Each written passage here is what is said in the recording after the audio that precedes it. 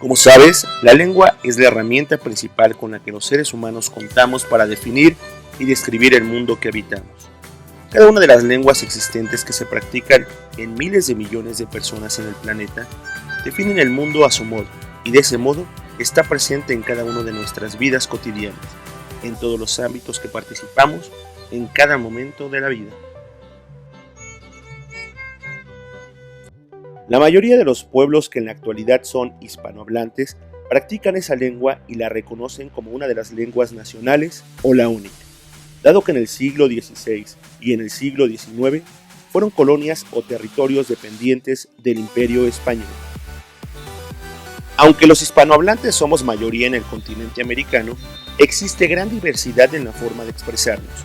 En grados anteriores reconociste las diferentes formas de hablar el español, considerando el lugar de origen.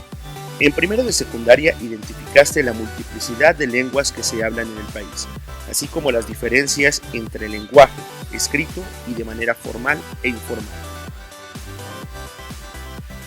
El español es la segunda lengua materna del mundo por el número de hablantes, tras el chino mandarín, y también la segunda lengua en el cómputo global de hablantes. Por razones demográficas, el porcentaje de población mundial que habla español como lengua nativa está aumentando en la proporción de hablantes del chino e inglés de signo. Variante lingüística. Es el modo en que una comunidad de hablantes vinculados con relaciones sociales o geográficas, entre otras, usan las formas lingüísticas, morfológicas, léxicas, sintácticas y fonéticas, es decir, las diferencias lingüísticas entre los usuarios de una misma lengua. Las principales variantes de la lengua son geográfico, social, territorial e histórico. Hola chicos, espero que nos encontremos bien todos en casa. En esta semana vamos a hablar sobre las variantes lingüísticas. Es importante que recordemos un poco nuestras clases de historia. Recordarás que en el siglo XVI y en el siglo XIX llegaron los españoles a conquistar gran parte del continente americano. De ahí surge la necesidad de cambiar el idioma.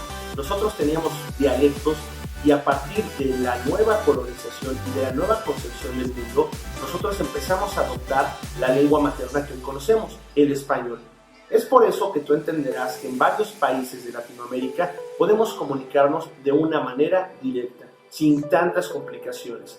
Sin embargo, no porque hablemos español quiere decir que podemos tener todas las palabras o que podamos entender todos los modismos, toda la pronunciación de ellos. Durante esta sesión y durante esta actividad que vas a estar realizando tú en tu visión, abordarás temas como lengua, dialecto, léxico, variantes y pronunciación. Pues bueno, no quiero quitarte más el tiempo dándote largas explicaciones. Acompáñame a ver este pequeño video. Con gusto. Hoy en el estudio, el productor, compositor, residente con nosotros. ¿Cómo estás? Hoy en tu faceta de vocero de buenas causas. Qué bueno que nos acompañas. Gracias, gracias. Contento de estar acá en México, listo para tocar el sábado. Como parte de Track Record. Sí, bueno, Track Record es como un foro para música nueva, emergente, alternativa que está saliendo ahora y que yo estoy apoyando también. Siempre que me toca recibir estos tipos de reconocimiento, ya también lo disfruto igual que los nenes, y esa noche fue especial para toda la familia en general, porque fue la primera vez que estábamos casi todos juntos, faltaba Ciro, pero... El español es una de las lenguas más habladas en el mundo. Se habla en países latinoamericanos como México, Argentina, Chile, Colombia y Guatemala, entre otros. En el continente africano, en Guinea Ecuatorial y desde luego en España. Aun cuando en esos países se habla la misma lengua, hay diferencias. El español en España no es igual que en Argentina, y el español en México es distinto que en Colombia. Incluso dentro de un mismo país hay variantes del español. En México es relativamente fácil identificar el español de un mexicano del norte del país y el de un mexicano del sur. A todas estas variantes del español se les conoce como dialectos. También hay regiones con una misma variante del español.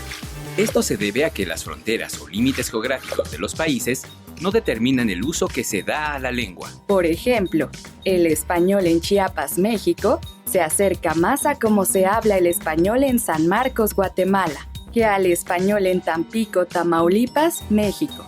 A este fenómeno se le conoce como variantes regionales del español. Como se señaló, las variantes o dialectos del español en algunos países se distinguen por la pronunciación de algunas letras. Tal es el caso de España, donde incluso en el mismo país, dependiendo de la región, la pronunciación de las letras S, C y Z es diferente. Otro elemento que distingue a las variantes del español es el voceo, donde se usa el pronombre vos equivalente a los pronombres tú y usted. Esto es común, por ejemplo, en Argentina, Nicaragua y Colombia. El uso de palabras diferentes para nombrar al mismo objeto es otro elemento que distingue a las variantes del español. Esto es, quizá, lo que puede ocasionar más confusiones e incluso malos entendidos. Una palabra de uso cotidiano que se refiere a una prenda de vestir en México se le llama playera. En Argentina, remera. Y en Venezuela, franelilla. Otro factor que distingue a las variantes del español es el orden de las palabras o sintaxis. En Cuba, por ejemplo, es común escuchar ¿Cómo tú estás? mientras que en México se dice ¿Tú cómo estás? ¿Te has dado cuenta? Sí, efectivamente, son varios los países que hablan español. Sin embargo, la importancia que tienen las variantes lingüísticas es que debemos identificar que hay varias palabras que para nosotros pudieran sonar desconocidas, pero que significan lo mismo. Vamos a recordar algunas. Por ejemplo, en México se llama pastel y en otra parte, por ejemplo en Argentina o en Perú, le llaman torta o le llaman tarta. De igual manera, tienen una manera peculiar de hablar. Si recordamos a nuestro futbolista preferido, que para mí lo es, Lionel Messi, podemos recordar cómo habla. Oye, Bosch, pásame el balón. Oye, tío, acércame la torta, ¿no? Entonces te darás cuenta que puede sonar hasta chistoso cuando nosotros lo pronunciamos. Pero es la manera en que ellos se comunican, que nosotros podemos entenderlo, pero la interpretación es totalmente distinta. Ejemplo. Cuando nosotros nos referimos a un lugar de Colombia, ellos tienen palabras que nosotros no empleamos. Voy a hablar un poquito a ver si me sale. Oye, parcero, venga pa' acá, mijo, dejen esas vainas, véngase pa' acá. Y dices, oye, hablas rarísimo. Pues es una manera que no solamente tiene que ver con las palabras que mencioné, sino tiene que ver con el contexto, tiene que ver con la pronunciación y de igual manera. Mucho tiene que ver la zona, porque no es lo mismo hablar acá en el centro de México que hablar en la parte norte del país. Quizá allá arriba en el norte pueden decir que hablan más ranchero y en el centro un poco más cantadito. No es lo mismo hablar en el norte, en el sur, en el centro o en la costera. Fonéticamente cambia nuestra manera de hablar. Hay que entender entonces que los factores que son importantes para considerar las variantes lingüísticas podemos situar 4: geográfico, sociocultural, histórico y situacional.